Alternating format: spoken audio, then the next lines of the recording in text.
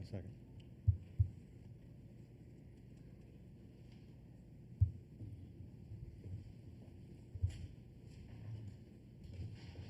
Hi, Coach.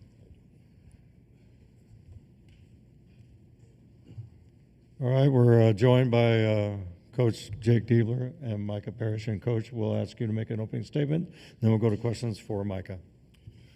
Yeah, first off, give Coach McCaffrey and Iowa a ton of credit. I think they've been playing really well lately, and that carried over today.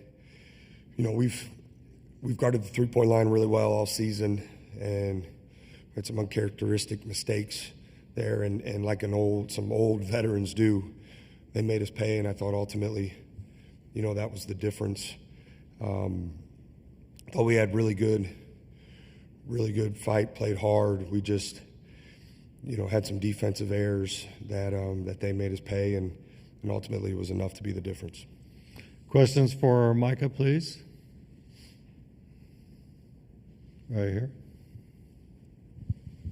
Yeah, Micah, Kevin Sweeney, Sports Illustrated. I'm sure you guys understood, you know, the implications of this game, not just for the Big Ten tournament, but for your NCAA tournament hopes. I'm curious what the conversations were like pregame and how you felt like your energy was tonight. I think we was ready.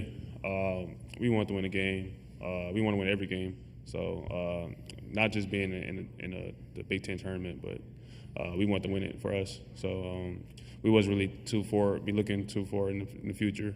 We was just worrying about the present. So tonight we just didn't get it done. Questions for Micah, please? Right here. Gavin Dorsey on SI. Micah, on that last possession in which Brock Harding hit the, you know, essentially the game-winning shot, can you just walk me through what happened on that possession, whether it was some kind of breakdown defensive lapse that he got that wide open? I didn't get to see the play, but I'm just guessing that we tried to help each other. We were just too far in the help. We was too far in the help each game, the whole game basically, and that's why they got most 8 threes. So that's what I'm guessing. When somebody tried to help another teammate, and he got the wide open three. Questions for Micah, please? All right, seeing none, Micah, thank you. Yep. And we'll continue with Coach Diebler. Right here. Thank you. When you think about, you know, some of the maybe missed opportunities this game and this season, you know, I think about the Northwestern game in late February. Like, is there a common thread you feel like in some of those games, or is it just, you know, today you said it was maybe defensive lapses? Is there something you see overall that, you know, contributed to some of those poor performances in big moments? You know, I don't necessarily feel like today was a poor performance. I know we didn't maybe shoot the ball as well, and we had a couple defensive breakdowns, I think.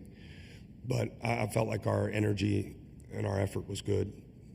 Again, they're playing with a lot of momentum, and you know, they shot the ball from three, and certainly some of that was our fault, but they made us pay when we made those mistakes. I mean, that's what, you know, teams that have kind of that momentum, and we've seen that lately as they, I think, adjusted to playing without Freeman, you know, who was a great player, certainly. So this game was different than the first time we played him. As far as some of the other opportunities, you know, I think I'm really proud of how this team has stuck together and kept fighting, because a bounce here, a shot there, right? I mean, we're talking like we have lived in the margins this year, you know, a little too much. And I think part of that is, you know, some of our youth and inexperience. And, you know, I think those are probably the moments that I reflect on. I think aside from, you know, a couple halves in the non-conference against the tough schedule we played, and certainly for a portion of that Northwestern game, we played really tough and hard all season long. It just at times, right, toughness and playing hard isn't quite enough. You got to execute. You know, attention to detail becomes critical. I thought we got a lot better with that as the year went on, and I think our guys deserve a lot of credit for that. It's why we're in this position, right, heading into today and beyond. So there will be a time, you know, to really reflect back. But I think overall I'm proud of just how this team has stuck together and overcome a lot. I mean, this team's overcome a lot. And I think most teams, could have folded and wouldn't have an opportunity like, how big and meaningful today's game was. Questions, please. Right here. Matt McGowan with the Daily Iowan. Coach, you talked about Iowa playing without Owen Freeman this time around. Like, what's different about them without Freeman in the lineup? Well, I think before they were really trying to find him touches near the lane.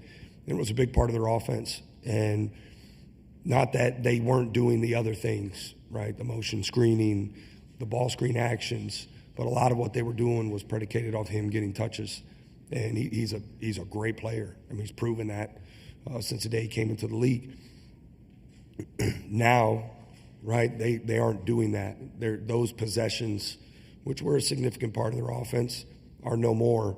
And you're seeing Dix and Sanford, both Sanfords, playing at a really high level with a little bit more increased volume. They were certainly had significant volume before. But I thought, Harding deserves a ton of credit. I thought he managed a really good game for them. Played with great poise, had some big-time plays at the end of shot clock.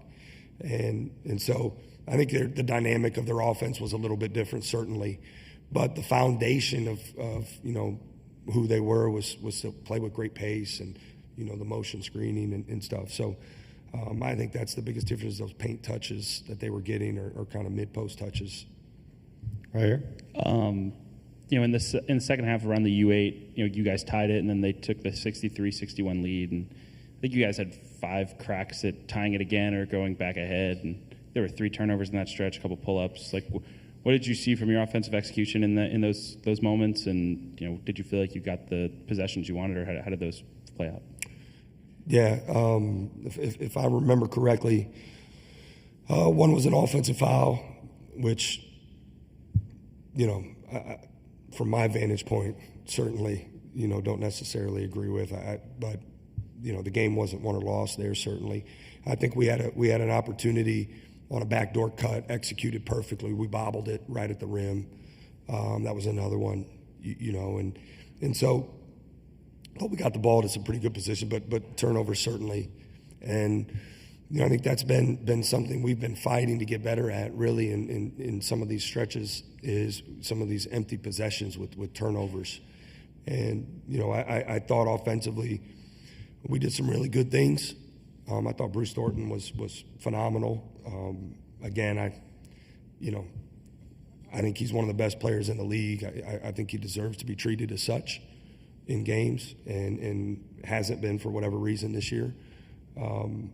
But I'm proud of some of the segments we had, the segment to fight back. And in that moment, we've got to have, we need more poise offensively. Anything else for Coach? Thank you, Jake. All right. Thanks, guys.